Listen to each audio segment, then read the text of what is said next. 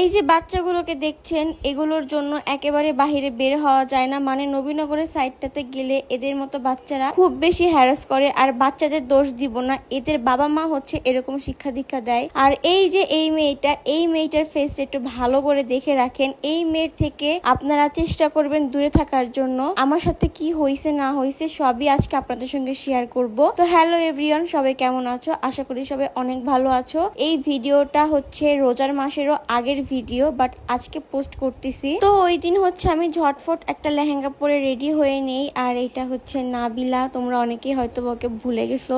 আর আমিও অনেক দিন পর পোস্ট করতেছি, জানি না ও ভিডিওটা দেখবে কিনা। তো দেখতে দেখতে চলে আসলাম হচ্ছে নবীনগরে। আর এই মামার সাথে কথা বলতেছিলাম। এই রিক্সাওয়ালা মামাটা অনেক ফানি ছিল, তো অনেক কথাই বললাম। কথাবার্তা বলে শেষ করে হচ্ছে চলে যাচ্ছিলাম ওভার ব্রিজে। পিছন থেকে নাবিলা বলতেছিল যে তুমি উঠো, আমি তোমাকে ভিডিও করে দিচ্ছি। এরপর ডান সাইড থেকে বাম সাইডে যখন আসবো, তখন এই বাচ্চাটা হচ্ছে এমন ভাবে আঁকড়ায় ধরে, দেখেন জাস্ট এর ব্যবহারটা, আমার জাস্ট মাথা ঘুরে গেছে এর ব্যবহার দেখে। আমি বারবার বলতেছিলাম যে আমাকে ছাড়ো, আমি তোমাকে টাকা দিচ্ছি, তারপরেও ছাড়তেছে না। দিন একটু নিচে নামতেই হচ্ছে ওকে আমি হাতটা ধরে ফেললাম। পরে হচ্ছে আমি বললাম যে দাঁড়াও, তোমাকে আমি টাকা দিচ্ছি। মানে টাকার জন্য এরা কি করে, আসলে এদেরকে বলে কোনো লাভ নাই। এর বাবা মাই হচ্ছে এরকম শিখায় পড়ায় পাঠায়। তারপরে হচ্ছে আমি দেখলাম আমার কাছে ভাঙতি টাকা নাই। দিন হচ্ছে নাবিলাকে বললাম যে তোমার কাছে 10 টাকা থাকলে দিয়ে দাও। পরে ও হচ্ছে পিচ্চিকে 10 টাকা দিল, দিয়ে আমরা চলে যাচ্ছিলাম। তারপরও পিছন থেকে একটা বাজে কথা বলছে। এত ফালতু। আপনারা যারাই যান না কেন এই সাইট গুলোতে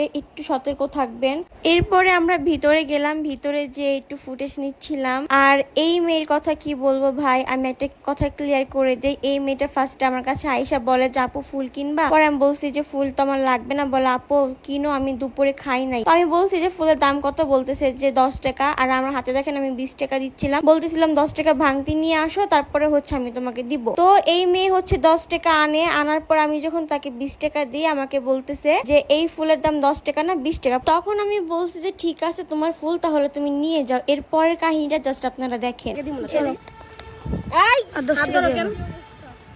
কতক্ষণ বার্গেটিং করে দেখবো। ভালো কাজ করছে, এটা পয়রা অনেক সুন্দর লাগতেছে।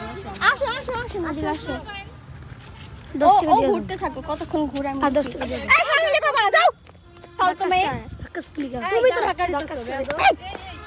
এতক্ষণ বলতাছি না ছটতে খানকি মালিক লিখা জুতা দিয়ে পিরামা হন। এই যাও ফালতু মাইয়া অনেকক্ষণ। ওরে আমি 10 টাকা দিয়ে দিছি, আবার এসে বলতেছে ফুলও নিবে আবার টাকাও নিবে। 10 টাকা দিয়ে দাও তুমি, ওর সাথে লাগা। ওরে আপনাকে দিব বলো, খামচি করছে কতক্ষণ। তোমার খামচি দাও, কই খামচি করছি? এই তো আমার একটা থাবুর মারলো মাথা। তোমার আমি ভালো করে বলতেছিলাম, মারা 10 টাকা না 10 ভালো টাকা করে বলতেছিলাম। মা আমার মধ্যে থাবুর মারছে, তোর একটা কানের মধ্যে দেই দাও দাও, একদম গলাটা ধরে এটা মুছে করে ফেলবো। শুধু এই যে 10 টাকা দে। টাকা দিয়ে দাও। এই 20 টাকা দাও, 20 টাকা দাও। 10 টাকা করেছি আন্টি মালা ফুল টুল ছিড়া লাইছে। এখানে ভিডিও করা আছে বুঝছেন। যখন ও ফুলটা নিয়ে আসছে আমি বলছি কি তোমার কাছে 10 টাকা ভাঙতেছে, বলে হ্যাঁ। ফুলের দাম কিন্তু 10 টাকাই বলছে, ওর আমি দিয়ে দিছি। এই যে আমার কাছে ভাঙতি আছে, ওর আমি 20 টাকা দিয়ে দিছি।